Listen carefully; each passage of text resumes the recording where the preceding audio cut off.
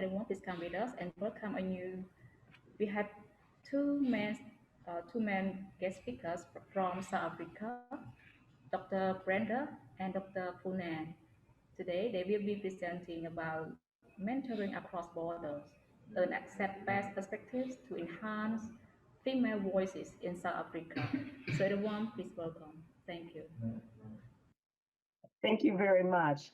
We will spend a few minutes with you just kind of talking about mentoring across the borders. And so as we walk through this presentation, we'll explain the asset-based perspective. I'm Dr. Brenda Marina. I am from Akron, Ohio in the United States. And I had the opportunity to visit the University of KwaZulu-Natal in South Africa. When I visited the university, I took my book that I had written called Mentoring Away the Glass Ceiling, a cultured critique. And I left that book there with the Dean of the College of Education. And he forwarded that book on to a colleague, educator of his. That particular colleague was Dr. Fumane, and she contacted me and indicated she wanted me to serve as a mentor for her. And so since that time, I had an opportunity to write a book review, and I invited her to write in that book review with me. And when I saw that book review and how well she was versed in research and writing, I also asked her to work with me on a book chapter in 2017. Again, she had a very interesting approach to research. So she also had the opportunity to join us in the United States for the International Mentoring Association conference in 2019. And so we have continued with our mentoring relationship, working through research projects. And then at this time, I'll just go right ahead and turn it over to Dr. Fumane, and she can explain more about the different assets that she has contributed to the field of mentoring. Thank you very much, Dr. Marina. Yeah, without a waste of time, it's a pleasure to be here. So the story of mentoring with Dr. Marina motivated me actually to share my story with other women in South Africa. And when I realized the challenges that they're experiencing as educators in higher education, I came up with an initiative where we as women, especially those coming from minority group, are always faced with challenges. So when I listen to the stories which are most mine, we started initiative which we called Women in Higher Education Mentor and Mentee Relationship, because we had to share stories, and that's how we started the initiative. So recognized initiative, and we are currently 3 members. Well, I'll talk to that one towards the end. Yes, the next slide, please. Yeah, so our stories were not just stories in the corridor. We had a project, a research project. We applied for ethical clearance, and we continue to share our stories as Black women in higher education around our challenges in higher education. And particularly for me, it was how I got to meet Brenda and motivated me to write about my stories and also to share my stories. This is the first platform that we shared our stories, and not only our challenges, but also our resiliences. And this was a local conference in South Africa. And we presented a paper around our challenges, but also our resiliences. And my reflection was also about mentoring in that regard. And the next conference was the WERA, the World Educational Research Association, which was in South Africa. This is Cape Town in South Africa. And it was the first time that South Africa held the World Educational Research Association. And at this point, I presented, again, representing the other 2 women. I presented a paper which were, again, talking about our initiative, which is about our challenges and also our resiliences, and also looking up to what can we do as women in higher education with the support of our mentors that we already have. Yeah, yes, next one. Yeah, so when I left the conference actually at where I was motivated again by my engagement with Brenda, and where I also advertised the proposals. And they were looking at people who can form the International Research Network. So I took this advantage and wrote a proposal to World Educational Research Association, and our proposal was accepted. And it's now a 3-year project where we are looking at complexities. So this is the topic of a 3-year project where we are looking at the complexities and resiliences of higher education in the context of Africa. Now, our project is a 3-year plan, and this is formed by 3 women from one institute through the mentor, which is Brenda, who is in the United States, who is my mentor. And we are now in the 2nd year of the project, and these are some of the objectives that we are going to work in. And we work with other women in higher education in Africa at large. And this is just a plan, and perhaps if you're interested, you'll get the PowerPoint. But this is just what we're working on now to make sure that our story doesn't end in the corridor or in the kitchen, but we also document our stories so that other women also can listen to our stories and perhaps create a platform for mentoring as such. Yes, the next one slide. Yeah, so as part of the International Research Network, the outcomes that are expected from our International Research Network, by 2021, we hope we are going to meet this. We expected to publish 6 articles. We already held a symposium of which we invited specifically Brenda, who now is serving like a mentor to almost 20 women that are part of this IRN. And among the guest speakers of the 2020 symposium, we had Brenda, we have Professor Faye Ngunjiri from the United States of America. We had other keynote speaker from South Africa. And from my own university, we have Professor Pendler, and I was chairing that. And again, it was a privilege to have Brenda as my mentor to chair that session. It was not easy, but her presence meant a lot. I remember before I started, or during the course of the symposium, I told her that I'm panicking, Brenda. And she said, no, you are doing fine. It's going to be fine. It's going to be all right. So that's the role of mentoring in this case. So, and this was our first virtual symposium that we, as the conveners of this International Research Network, conducted in South Africa. Next slide, please. Yeah, so in a nutshell, currently this initiative is led by myself and the other 2 colleagues, Dr. Lare and Dr. Kelu, who also look up to me as a mentor. And I am the mentee to Dr. Marina. So it's a chain of mentoring. And I brought them on board because I couldn't do alone, and they had to also learn by practice.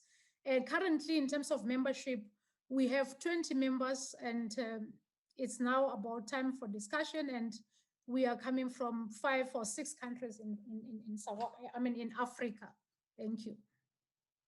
Yeah, Brenda, I think, yes, the next slide. Then I happened also to participate in the International Mentoring Association. I presented last week. That was another platform given by my mentor to showcase my work and to continue supporting me as an academic in higher education and educator also. Yes, please. I think at this point, I just want to hand over again to Brenda, because we still have ongoing future projects. Currently, we're working on the chapter that is due in 2 or a month to come. And that's the kind of mentoring that we are engaging in. Yes.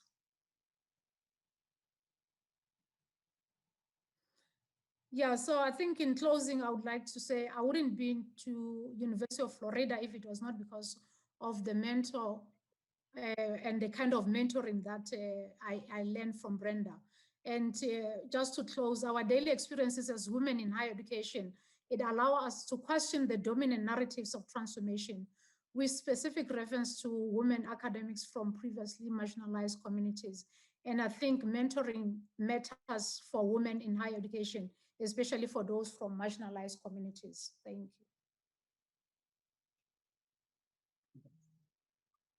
And I'll return and I will say that projects like these are the kinds of projects that allow the members to work together collectively. And these are the types of projects that we hope that we can extend to you through the International Mentoring Association.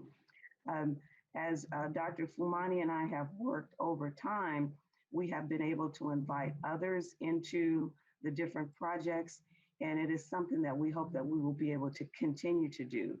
Within the International Mentoring Association, we have various projects that are going on, and it is our hope that all of you or some of you will think about going to that particular website, taking a look at any possibility of collaborating.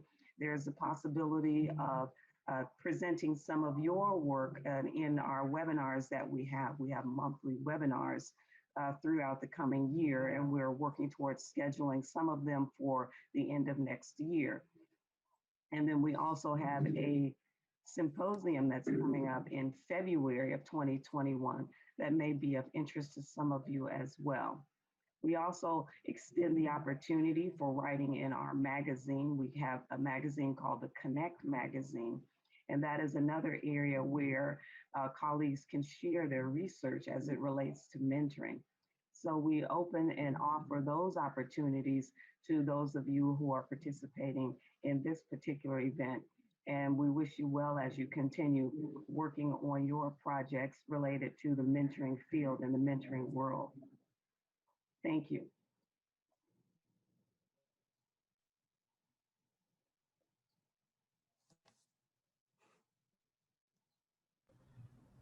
Okay, thank you so much, Professor Fumane, for sharing about the mentoring across border, especially focus on only female voice. Okay, so Professor, can I ask you a question? Why your program focuses only the female only the female, why not the male? Thank you.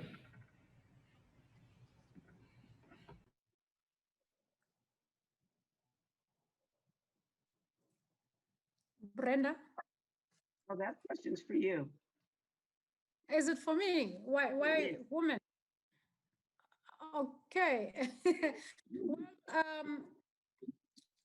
um, particularly when you look at especially the context of South Africa, Black women, especially women coming from marginalized communities, they have been exposed to a lot of vulnerabilities. So the call now is really to bring women into higher education, to take up the spaces, to take up the role of even leadership because of the previous and the historical marginalization and the political marginalization in South Africa. So Black women continue to face challenges. So this project, it's rightfully addressing one of the key areas in South Africa around transformation, targeting Black women from previously marginalized communities. So it's deliberate, it's also strategic.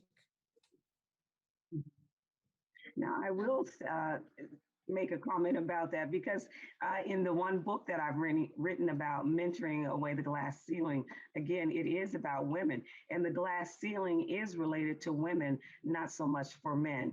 And so that is part of that research base where we're talking about a glass ceiling, where it is more difficult for women and women of various diverse backgrounds to move beyond certain levels in their careers. And so we do focus on that so we can help understand why this is occurring and what we can do about it to help other women move forward in their careers. Thank you, Doctor, for wonderful explanations. And now we got a question from our audience, and let me read the question for you. The question is from Mr. Netra. Could you please mention more on what should be other essential needs for your future project and how you could do to make it more effective? Thank you.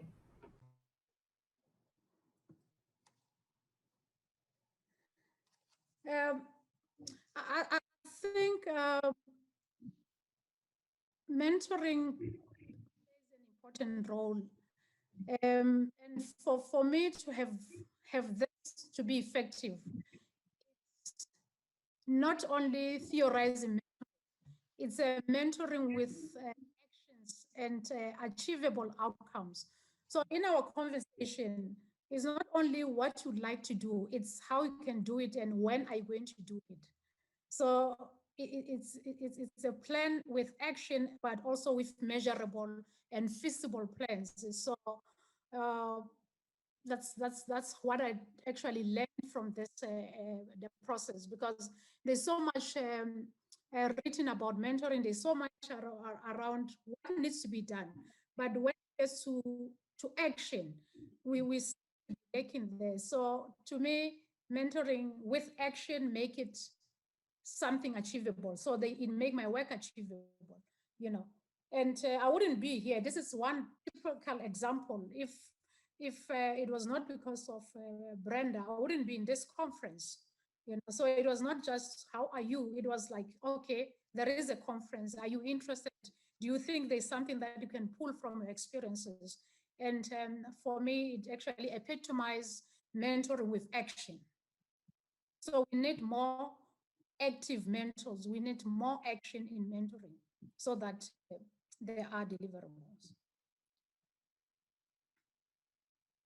I Okay, think thank about, okay, just a quick comment. I think about the work that Dr. Fumane has done related to the asset-based approach. And in talking about assets, we're talking about what we already have and what we have learned and what can we do with some of the things that we've already learned and build upon that. And while Dr. Fumani mentions that me serving as a mentor has propelled her in different ways, I am honored to be able to do that. But I also want to say that, again, in looking at her asset-based approach to research, I find the assets within her. And so we're building upon her assets as we move forward with the different types of research projects. Thank you, Doctor. Now we got another question from our audience, Kuntai. The question is, between the men and women, which one is the main challenges in order to encounter in your research? Thank you. Oh, between the men and women, which one is the main challenge in order to encounter in your research? Um, I think I really haven't done a comparative study because I don't just want to talk from non-scientific research, and I haven't done a comparative study. I don't know, maybe with the experience of somewhere through the reading, she came across any differences. But for me here, I'm looking at a space where we can create and improve the work that we are doing as women in higher education from previously marginalized. And for me, if I want to work with men, it would be from the asset base where I see men contributing, not taking out. So I think Brenda mentioned the important approach, which is a theoretical framework that I believe in, that um, you need to we are an asset and we can find other assets to support us. So in these instances, men from the asset-based perspective, it's about contributing and also understanding the lacuna that is thriving in South Africa, where women from previously marginalized communities are still experiencing challenges in higher education. So I see men as assets towards contributing to our space in higher education. Yeah, so that would be my take. I don't know, Brenda, any comparative studies that you have done? Mm.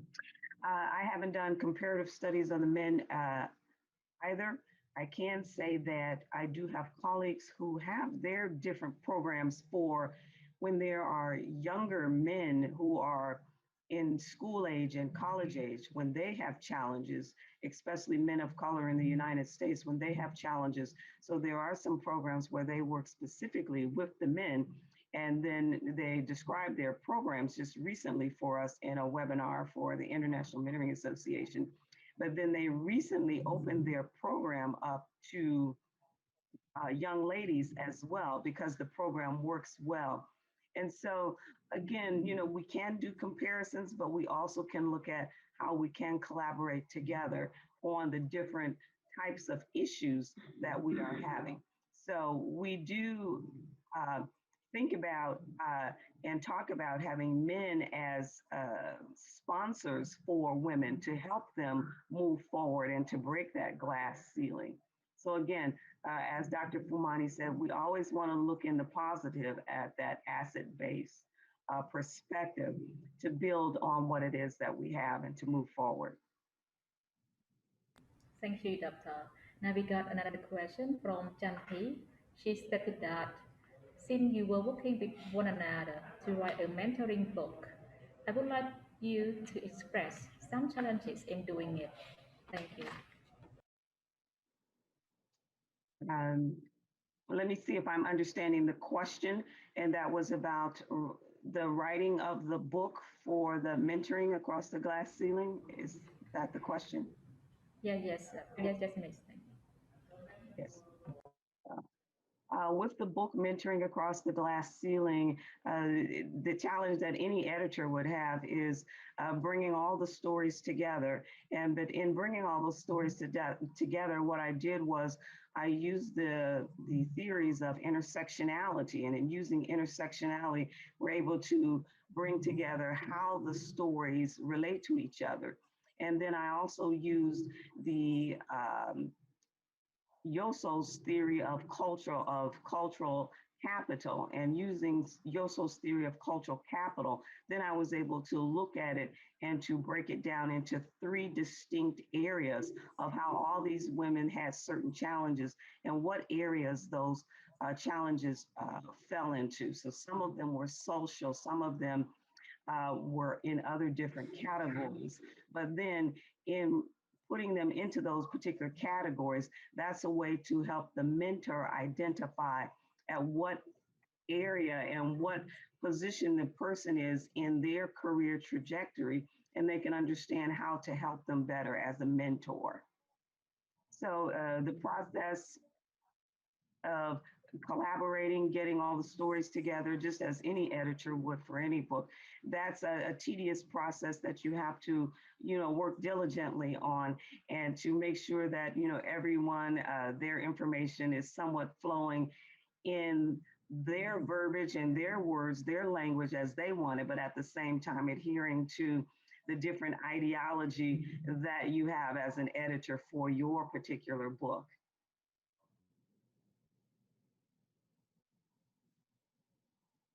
Okay, thank you, Doctor. And one more question from Yes. Gung here. Oh, Dr. Finan, you want to add more? No, no, no. I was saying the next question. Yeah. Okay, thank you. So one more question is from Mr. Gung here. Uh, so the question is, what are the challenges in mentoring process? Okay. I would say challenges in mentoring process sometimes are your communication barriers. For example, with myself and Dr. Fumane, I'm in the United States and she is in South Africa, and we actually do have different languages, and oftentimes there are certain words that she will use specifically to get a point across because it's very near and dear to her. But she has to explain that to me so that I'm sure that I am understanding exactly what it is that she's thinking and feeling. And so while this has sometimes been a challenge, it's also been a wonderful experience to expand myself as a mentor. And so that's another challenge where some mentors don't feel like they or they don't allow themselves to expand themselves through their mentees. It's not always top down. It's really an interrelational situation. And then there's also the challenge of setting up boundaries. We have to know and we have to really discuss actually what it is that we want to get from the relationship. And if there are certain things that we can and cannot talk about, we really need to share that so that we respect those boundaries. So those are a couple of the challenges that often come up in any mentoring relationship. Dr. Fumane, your thought? Yes, no, yeah, I totally agree with you in terms of the language. And I remember I used to say language barrier, but after realizing that it's actually language challenges. So because from that you got to learn other languages. So it becomes a challenge, but where you share the same, the thing is that where you share some of the value system, like you said, there are things that you need to talk about and iron out before you can get to the business. But, so some of the challenges, though it didn't happen to me in Brenda, but because also I got young people who look up to me as a mentor, and yet I'm a mentee. So you might find that uh, there are some issues that if you don't set the boundaries, you can be absorbed into them, and you end up not reaching the goal. So you should always check and say the value system, understand one another's value system, understand that there are stories, and that might take time. So mentoring, it could be time consuming because you need to create a space to listen to one another and get to know one another so that you can check whether this is the mentoring journey that I want to embark on with this particular individual. Another thing is now collective, because there's so many, especially for us, there's so many women now who are taking the space in higher education, and there are very few mentors, I want to say, in higher education.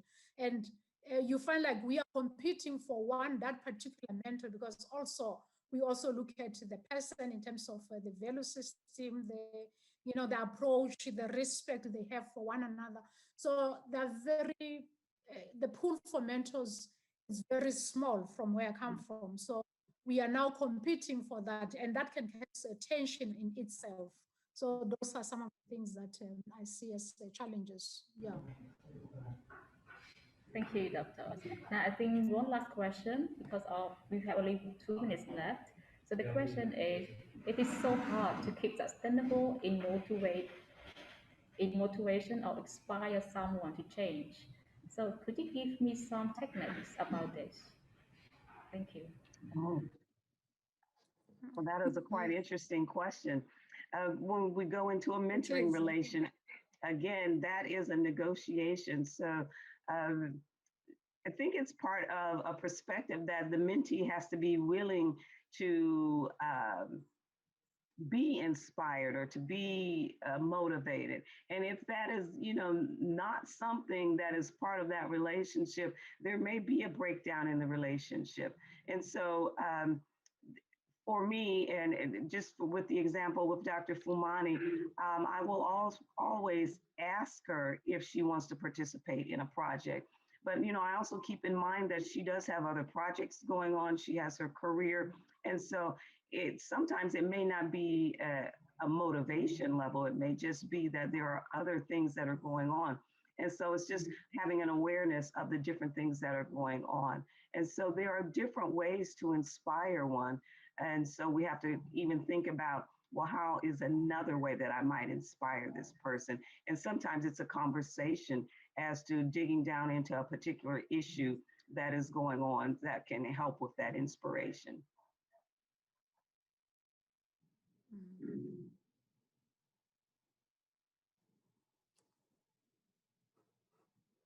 Yeah. Okay. I don't know. I think what's there because communication,